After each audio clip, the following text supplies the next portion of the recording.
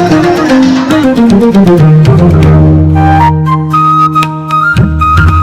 হয়েছে রিকো? উঠতে পারছো না? হ্যাঁ, উঠতে পারছো না তুমি? কি কি উঠতে পারছো না?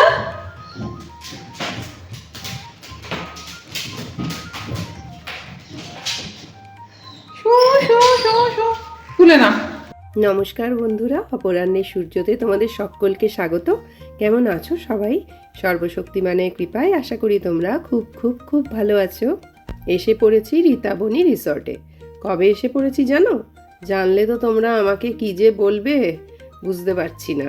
কি জানি না কেন এখনও না ঠিক মতো কাজকর্মগুলোকে গুছিয়ে যথাসময়ে যথা কাজটুকু করেই উঠতে পারছি না।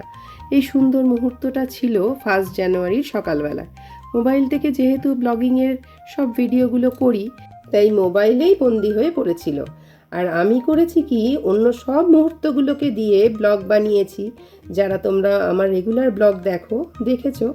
আর 1 জানুয়ারির মুহূর্তগুলো ব্লগ বন্দি করতে বেমালুম ভুলেই গেছি। কিন্তু সুন্দর মুহূর্তগুলোকে বন্দি করাই যেহেতু আমার ব্লগিংয়ের একমাত্র মোটিভ, তাই দেরি হলেও ভিডিওগুলোকে ডিলিট করতে পারলাম না। ভিডিওর মাধ্যমে থাকলো, আর যখন অনেক বয়স হবে, পুরনো স্মৃতিকে আবার নতুন করে দেখতে ইচ্ছা করবে, তখন এই অপরাহ্নের সূর্যতে ভিডিও সেকশানে পেয়ে যাব। তো যাই হোক, 31 ডিসেম্বর আমরা ঈশানী রিসর্টে কাটানোর পর ওরই সামনে এই রীতাবনী রিসর্টটা খোঁজ পেলাম।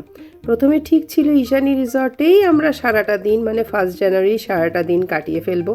কিন্তু সবাই মিলে ঠিক করা হলো যে একটা দিন তো এখানে কাটালামই, আনন্দ হলো, এবার 1 জানুয়ারি একটা নতুন কিছু স্বাদ গ্রহণ করা যাক। তবে যেহেতু আমাদের গ্রুপ 15 জনের বেশ বড় গ্রুপ ছিল, তাই আশেপাশে আরও অনেক রিসর্টে ফোন করে জানা গেল যে ওখানে অ্যাভেলেবিলিটি নেই, এতজনের ব্যবস্থা ওনারা করতে পারবেন না। তাই এই রীতাবনী রিসর্টটায় এলাম। সব দিক থেকে ভালো লাগলো, আর এতজনের ডে আউট বেশ রিজনেবলও ছিল। তোমরা তো দেখতেই পাচ্ছ, আমার সাথে সাথে তোমরাও ঘুরছো, তাই না বলো? আর আমার গলার অবস্থা দেখতে পাচ্ছ। বেনারস গেছিলাম আর রাম মন্দির গেছিলাম, পরশু ফিরেছি। প্রচণ্ড জ্বর, সর্দি, কাশি, গলার অবস্থাও খুব একটা ভালো না। কিন্তু আর কতদিন বলো?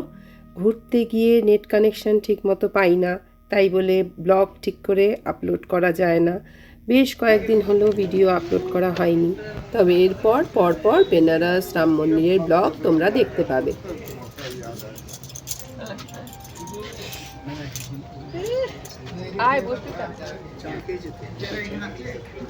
কি খবর? এই রিকোকেও তুলিস। কি হয়েছে?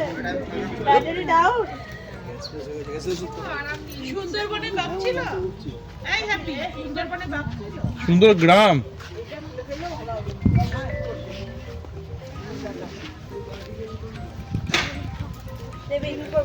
আবার যখন ছবি তুলবো তখন বাবা আমি আনতে ভুলে গেছি। আরে তোমার চেয়ার, এখানে চেয়ার টেনে নাও না, চেয়ার আছে তো।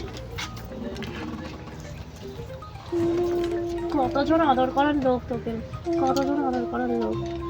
এসে ওর বন্ধুর সাথে দেখা হয়েছে। ওর বেসিক্যালি ওর দাদা, ওর 9 মাসের সিটজু। এখানে ওরা তখন বেরোচ্ছে। ওইখানটাতে বসে রিকোকে আগে খাইয়ে নিলাম।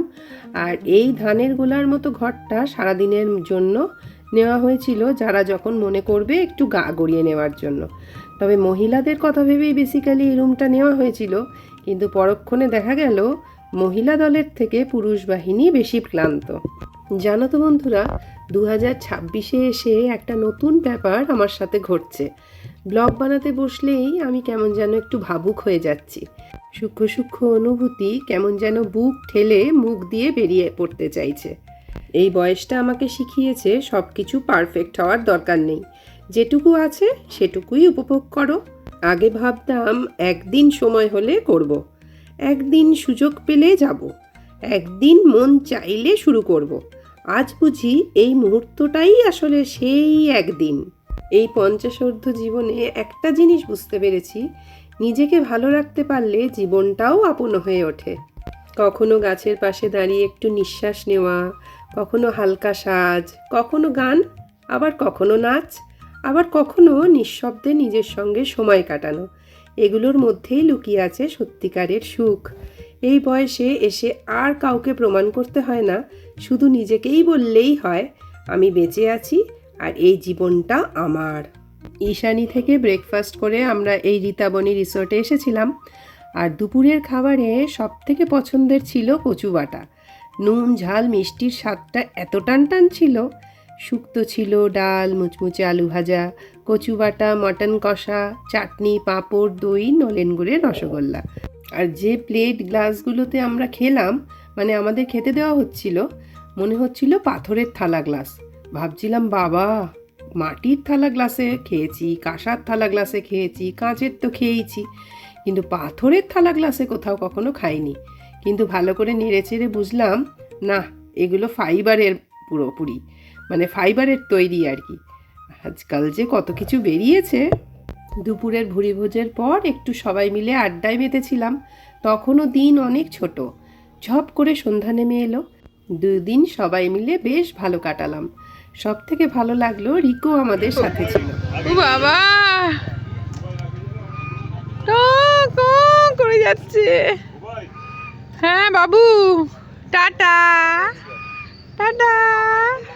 হ্যাঁ দেখো, হ্যাঁ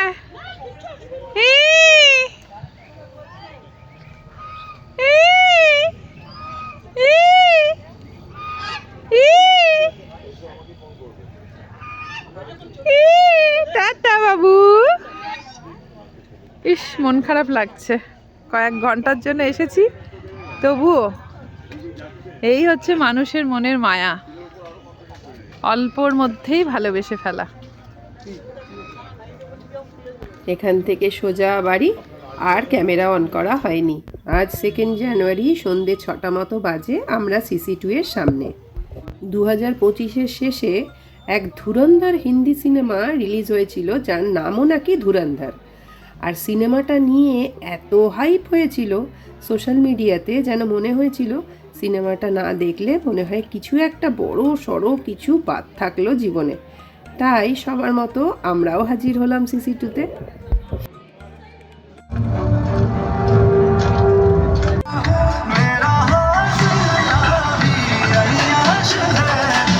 সেই বহু চর্চিত সমালোচিত সিনেমা দেখতে আমরা 4 জন একসাথে হাজির। ছেলেরা অফিস ফেরত, এমন ভাব যেন না দেখলে কি যেন একটা হলোই না জীবনে। আর ধুরন্ধর পুরস্কার দিল আমাকে অসম্ভব মাথার যন্ত্রণা। প্রায় 3.5 ঘন্টার বিপর্যস্ত হয়ে একটু খাবারের সন্ধানে এখানে। চলো, আজকের মতো ব্লগটা এতটুকুই। দেখা হচ্ছে তোমাদের সাথে আবার পরের ব্লগে। তোমরা সবাই খুব ভালো থেকো।